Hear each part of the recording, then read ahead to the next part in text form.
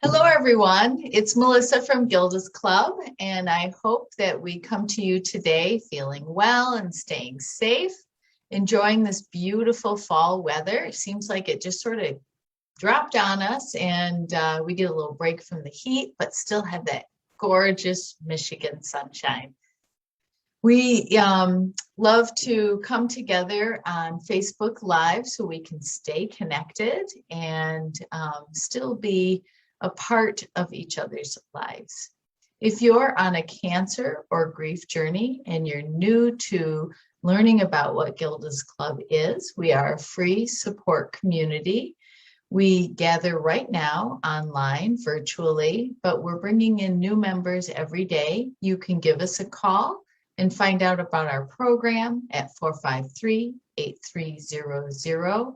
Or look on our website, gildasclubgr.org, and you can see all kinds of information about what we offer and who we are. You can send us an email from there on contact us. So we look forward to hearing from you. If you're regularly watching our shows here on Facebook Live and like to let us know that you're here, just like our post. If you find the content of today's program helpful and you'd like to share it, please do that. We love to share the wealth at Gilda's. And if you use something that we talked about, let us know. We love to hear from you. So today we're going to highlight one of our community resources and one of our volunteer facilitators here at Gilda's Club. I have with me today Suzanne Warblow. Hi, Suzanne. Nice to have you. Hi, Melissa. Thank you for having me. Yeah, so Suzanne teaches a class that is very unique. It's unique not only to Gilda's Club, but it's really unique to West Michigan. I'm really not sure anyone else is teaching this class. And it used to be called Kundalini Yoga. And so now the new name for it this season is Conscious Breathing Series. And you already have started teaching this, right? Next week is September 13th. I forget the date. I think we decided to start October. October, yes. October 4th would be Monday, the first Monday of October. Okay, 5:45. All right, at 5 till 5:45. Excellent. On Zoom. So it'll be a virtual program with us. And Suzanne will introduce you to different types of breathing meditation, which we're going to discuss a little more here and look at. And there's a ton of health benefits and lots of ways to support your body, mind, and spirit with this. And so we just encourage you to try it out. And if you have a question about this actual program, please let us know. We'd love to answer that. So Suzanne has been teaching this class in Grand Rapids for how long now? So the specific class of conscious breathing, I started with COVID, when we moved from in-person classes to online classes. I just thought that teaching yoga with a lot of physical movement, where I need to modify things a little bit for my students, wasn't really easy to do online. And so I thought, breathing is such a powerful thing and so healing. Let's just concentrate on that, and people can sit at home and it's risk-free. And so that's how I started probably more than a year ago. Oh, very cool. And that sort of was, springboarded off of your Kundalini Yoga practice. Is that correct? Yes, absolutely. So Kundalini Yoga is a very, very rich body of experiences, yoga sets. It has very, I would say, physically demanding sets, but it has also elements that are very meditative. It has the whole range of experiences that you can have in yoga. And so the breathing part, which is called pranayama, it's the art of breathing, is an element of it. that we use, throughout the practice, but that I sort of isolated just as breathing meditations to teach them. Oh, very cool.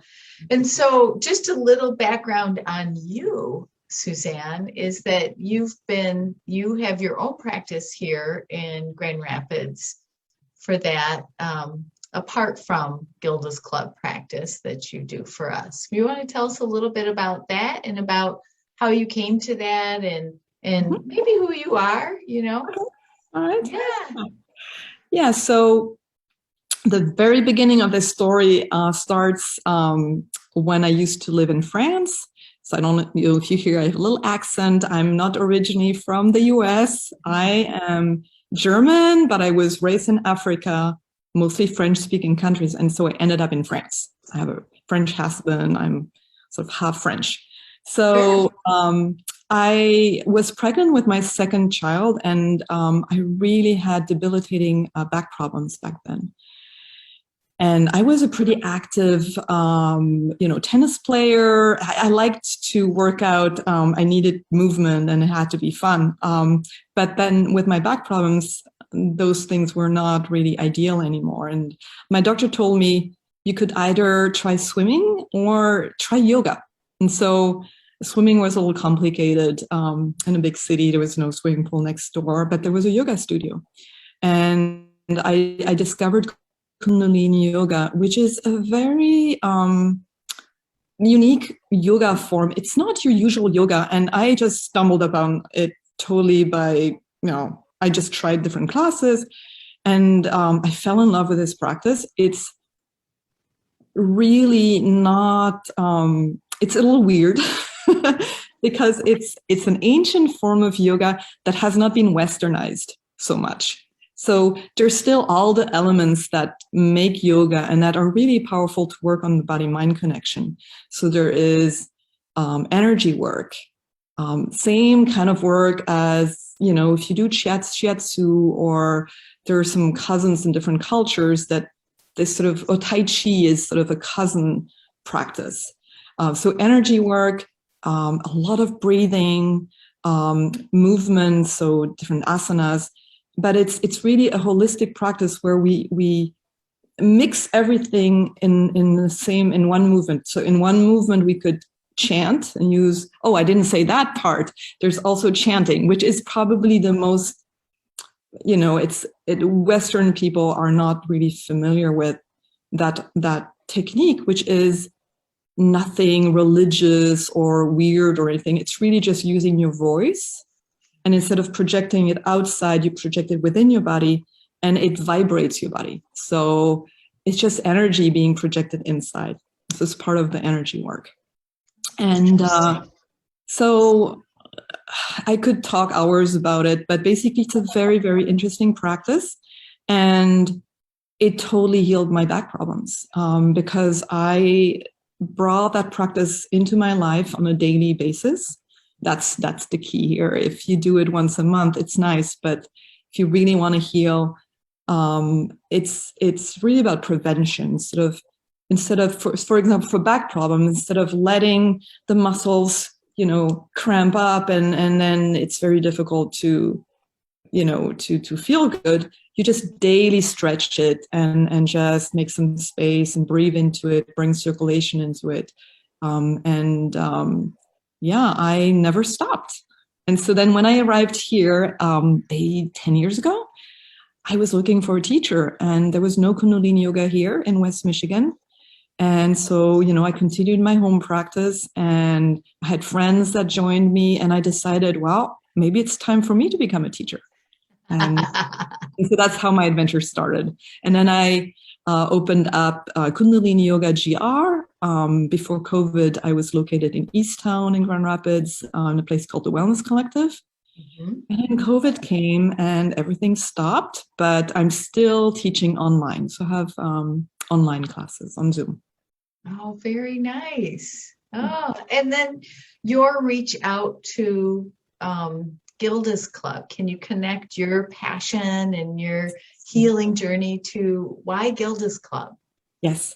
So I've been a volunteer at Gilda's Club for a couple of years. I don't know exactly, but I've been with you guys for a while. Yeah. And really, I really enjoy volunteering there. So the story here is I used to volunteer with my daughter when she was still in high school. And I think I discovered Gilda's Club through by being a volunteer in the kitchen. I was helping preparing meals. You're offering meals, or you used to before COVID. Right. Oh, the days. Evening program. And I just really fell in love with the place, with the people, the volunteers, with the love that I would feel in that place, as being a really wonderful healing place. And then I lost my mom to lung cancer in 2014. My mom was living in Germany. My family was here. I tried my best to spend as much time as I could with her in Europe, but I just could do so much. My kids were in school, so I was like traveling back and forth. It was a very, very difficult time. And I wish that I could have been much more present with her. And some of the things we would do together was just breathe, chant, use some of the techniques that I was using in my own practice to help her, manage her fear, stay centered, release some of the negative emotions, just be able to not just be the victim of this disease, but have some control. You can always breathe, even if you're laying in your bed, and you can sing and chant and just forget things for a little moment. And so once I lost her, I just thought, instead of cooking in the kitchen, I should share my gifts. And so we started a regular yoga class at Gilda's Club, and I met a lot of people there, who were in their cancer journey and who just appreciated having this time during the week where they could just, for an hour or two, just forget a little bit about what they were struggling with and just breathe. And I would bring my gong and do like a super relaxing gong relaxation and, just stretch a little bit, just do some healing things. And then I'm also passionate about sharing the teachings. So when I teach something and somebody comes and say, hey, I want to do this at home, I'm like really supportive, because that's when you do like 50 minutes of breathing every morning when your day starts, then there's the real impact. It just makes your day much better. Oh, what a beautiful honoring of your mother's journey and your connection with her and her death, and to bring this life-supporting exercise practice to other people who experience a lot of what she experienced. That's really beautiful. Yeah. Thank you for doing that. Well, really. I get so much out of it. I made a lot of good friends through that experience. That's wonderful. Well, okay. Well, we can talk a lot about what it is and what it isn't, but why don't we try some experience? And those of you at home, you're welcome to join in. You want to take me through a little bit of an exercise here? Would love to do that. All right. So today will be a shorter format than what I will offer in that Monday series. Monday we'll do 45 minutes. I'll introduce a new breath every Monday, and then we'll experience it, and then we'll also debrief. So it's really about understanding the tool and how to integrate it in your life, and how it can, change your energy level. When you're tired, you can energize yourself. When you're stressed, you can relax yourself using a different kind of breath. So that's really what I try to teach. And oh my goodness, there's so many different breaths. We can have a program for a whole year and do different things. So I want to share with you, Melissa, and whoever wants to do it with us. The one thing I always say, if you never see me again, this is the one thing I'd like you to remember if you try Kundalini Yoga. And it's about the left and right nostril, and how a lot of people don't know that we do not breathe through both nostrils symmetrically. So the air doesn't go in and out in a balanced way most of the time. We always have a dominant nostril. And I want to explain why and how to use that in your life. So quick introduction. What happens is that every human being, unless they broke their nose, will breathe either through the left nostril dominantly. So that doesn't mean it's 100% on the right side and 0 on the left. That's not what's happening. It's 60-40, 70-30. So there's a side that breathes more. And actually, when you can feel energy, there's also a side that is more activated. There's a side of the lung that is more activated. And then there are cycles. So you're on your right side for a while. It depends on people. For some people, it's 90 minutes, 150 minutes. And then it depends also on what happens. And I will explain why. And then you switch to the other side. And that is because our nostrils are actually connected to our sympathetic nerve system. So you know that the sympathetic nerve system has two parts, the sympathetic nerve system and the parasympathetic nerve system. I always have a hard time saying that in English. Sympathetic, right? Sympathetic, parasympathetic. Parasympathetic. Yeah. The sympathetic is your accelerator, if you want to see it as this. It's basically when you need energy, well, that part of the nerve system kicks in to raise your level of energy. You're being more concentrated, like ready. That's that kind of energy. When you are at a level of energy that is sufficient, the parasympathetic nervous system kicks in, because you don't want to get energy out of the roof, right? There's this cycle here. And here you have enough energy, parasympathetic nervous system kicks in, and then the energy lowers. So the parasympathetic nervous system is your break. It's the energy you have when you're tired, when you go to sleep, and you're going into relaxation. And so when the sympathetic nervous system kicks in, you're dominant on your right side. So when you increase the level of energy, you're dominant here.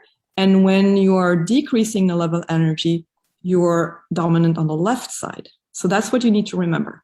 Right side, accelerator, and left side, relaxing. Okay. Yeah. And so that has practical use. People who are stressed, if they pay attention, and that's what I'm going to teach in a minute, when people are stressed, there is like a 99% chance that they're dominant on the right side.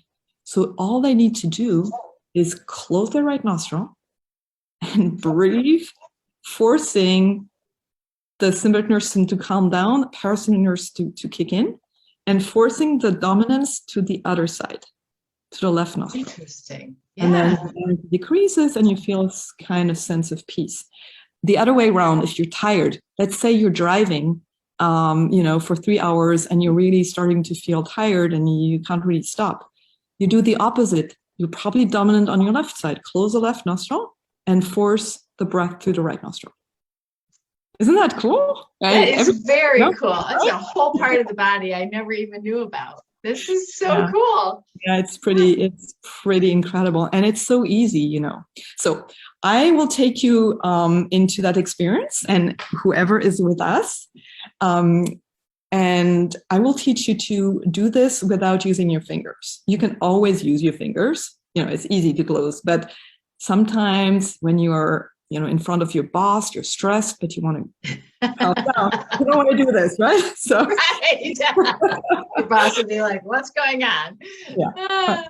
So let me show you the practice that I would teach to my students to sort of practice. One, the awareness of finding which is your dominant nostril. So I'll ask you to sort of pay attention and see if you can feel which nostril breathes more than the other. And then I will teach you how to switch, just using your mind. Okay. Yeah. All right. Yeah, let's do do that it. together.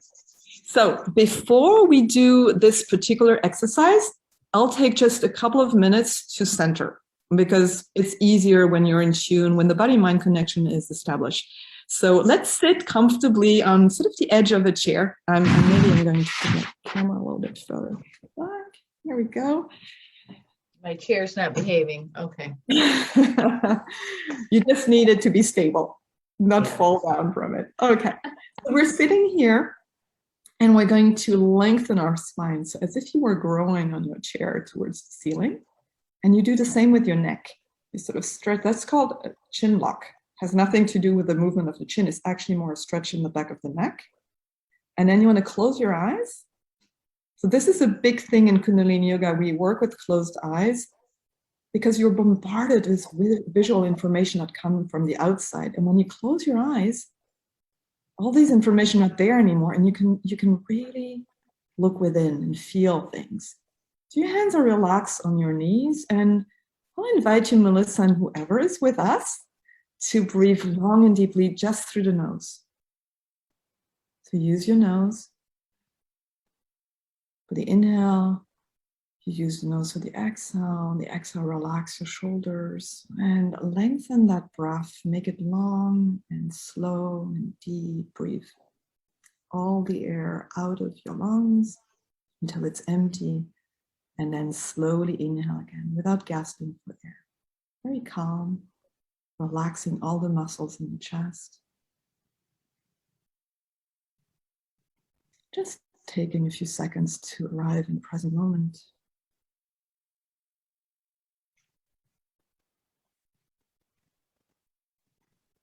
Your eyes are actually active. They're looking at the third eye, that point between the eyebrows with closed eyes. So you just look up a little bit. You can feel your optical nerves. Keeps your mind busy there. Look at colors and patterns as you breathe long and deeply and just connect within. See how you feel.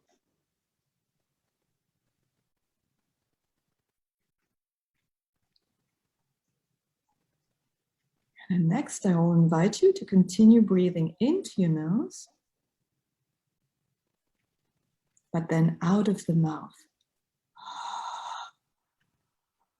That opens the chest, and this is a great breath to let all negative emotions and stress that are stuck in the chest out. Into the nose and out of the mouth.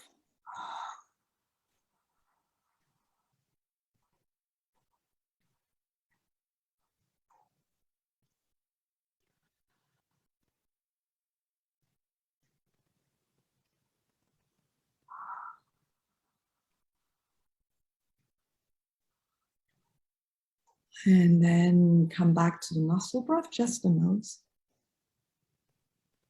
Inhale into the nose, out of the nose. And concentrate on your physical body. Scan your body for tensions. And on the exhale, you consciously breathe into those areas that are tense and you relax them.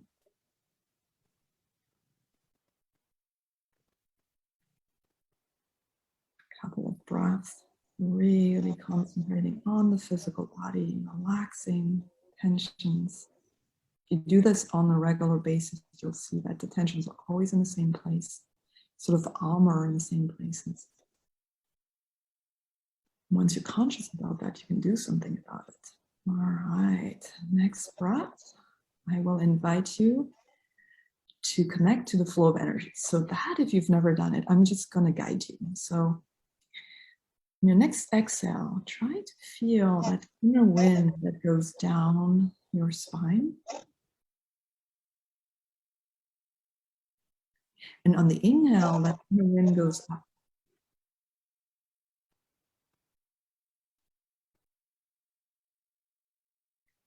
Visualize it, feel it. And that is the flow of energy. It goes down on the exhale, up on the inhale. And now I'd like you to pay attention to your nostrils. So as you continue breathing long and deeply and moving that energy down and up, try to see if there's one nostril that's more open and that breathes more than the other.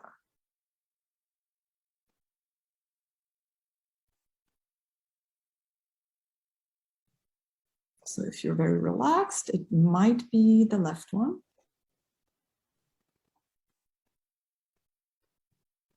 And if you are, more energized, more concentrated, maybe you did something analytical, you might be dominant on the right side, depending on your cycle.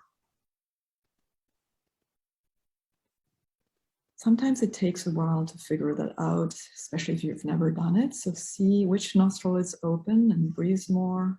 And also that inner wind that I was talking about is stronger on one side or the other. So on the side where the nostril is strong as well. So for me right now, it's the left side. I don't know which side it's for you, Melissa. Do you want to share? Yeah, I feel like it's switching, but it was the left at first. And now I'm like, maybe it's the right. So I'm still trying to evaluate. You might never have done it. So take a little more time then. Keep going. You might be at a time where you were in between cycles. So then, you don't really know which side. Let's keep going. Sometimes also when you observe your breath, you modify it. So you have to be the observer that, is discreet. So let's say you found your dominant side. Now try to increase it. Breathe even more on that side. So if you think it's the left, breathe even more on the left, just by deciding it.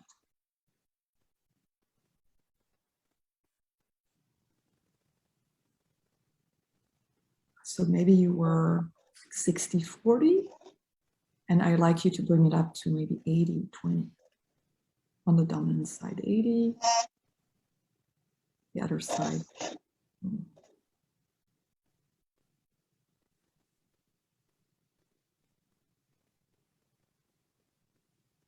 How does it feel, Melissa? Can you do that? Yeah, I'm on the left side and I definitely can feel that increasing. Increasing just by deciding, right? So just breathe more there. Keep going. Yeah. Mm-hmm.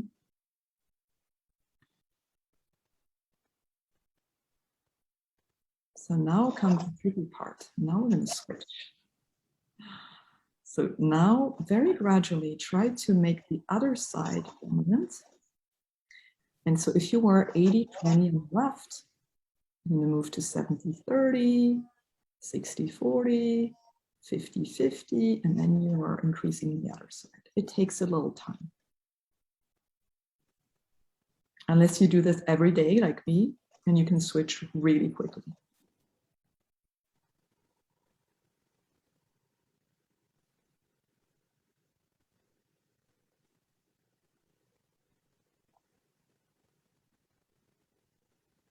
So it takes about 2 to 3 minutes to be completely on the other side so that it stays on the other side, and then you can benefit from that cycle that will either increase your energy or lower your energy, make you calm or make you energized.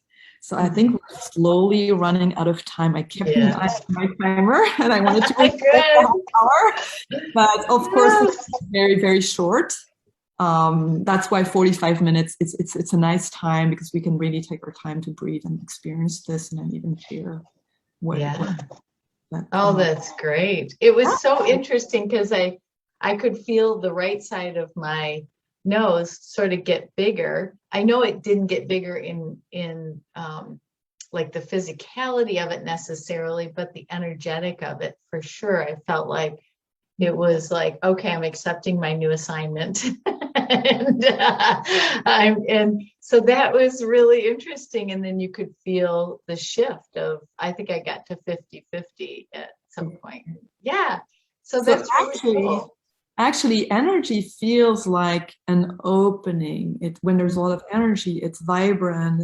It's that's what I teach also, is to feel your own energy, and that's one way of describing it. But there's also physicality. So what happens is that everything is connected. So your nose is connected to the circulation, and you have this interesting thing that happens is that one nose nostril, the inside, closes up because there's more circulation, and so it's thicker. There's sort of a membrane that is flushing with circulation, and so it closes up. And the other one does the opposite. So there is physically a change happening where one nose closes up so that you breathe more than the other, because when you breathe unconsciously, it still happens, and there is physical changes. The human body is amazing. Yeah. It is really amazing. That's what Kundalini Yoga is about. It's really about understanding how your incredible body works in this very, very, very complex balance, and how to support that balance. Beautiful. Well, thank you for taking me and whoever else is doing it with us through that. That was really just so beautiful. And I feel like almost like the picture behind you, that we have one little grain so far in this field of knowledge about this particular, practice and knowledge about ourselves and response. So just really beautiful. Thank you so much for also bringing it to our members at Gilda's Club. So important to be able to slow down, to tap in, to have a moment and feel some control in a time in many people's lives, so they feel like they don't have much control. But they can control their breathing and how they're feeling in that moment. So beautiful. Thank you. That's exactly what it is. Thank you. Thank you, Melissa, for inviting me. It's an honor. Yeah, well, it's our honor for sure. So, and if you are interested in this class, this conscious breathing class, it will start in October. Please just get a hold of us. You can let us know either by emailing us or calling us. And if you're interested in Suzanne's personal classes, you have a website, correct? Yes, I do. It's KundaliniYogaGR.com. But the best place for current information is my Facebook page, which is Susanne. I think it's Kundalini Yoga GR as well. And if people need it, you could share it with them. It would be wonderful. Great. All right. Well, thank you. Thank you. Yeah. And for, again, anyone who is new to a cancer or grief journey, and you'd like some information on how to get connected to a class like this or our free support program, please give us a call at 453-8300 or look at our website at gildasclubgr.org. And right on that website is our calendar, which highlights this class and other classes that we offer, and also all of our support groups and our new member meetings. We are welcoming new members all the time. Right now in September, our classes are virtual, and in October, we'll be dipping our toe back into the face-to-face, while this conscious breathing class will be a virtual class, so you can do this right from your very own home. But if you have any questions, give us a call. We'd love to talk with you. We hope that everyone stays safe and is going about their lives with beauty and wellness. And we look forward to seeing you next time we're together. And again, thank you, Suzanne, for being with us on Facebook Live and for offering this beautiful class for our members. My pleasure. All right. Take care, everyone. Bye.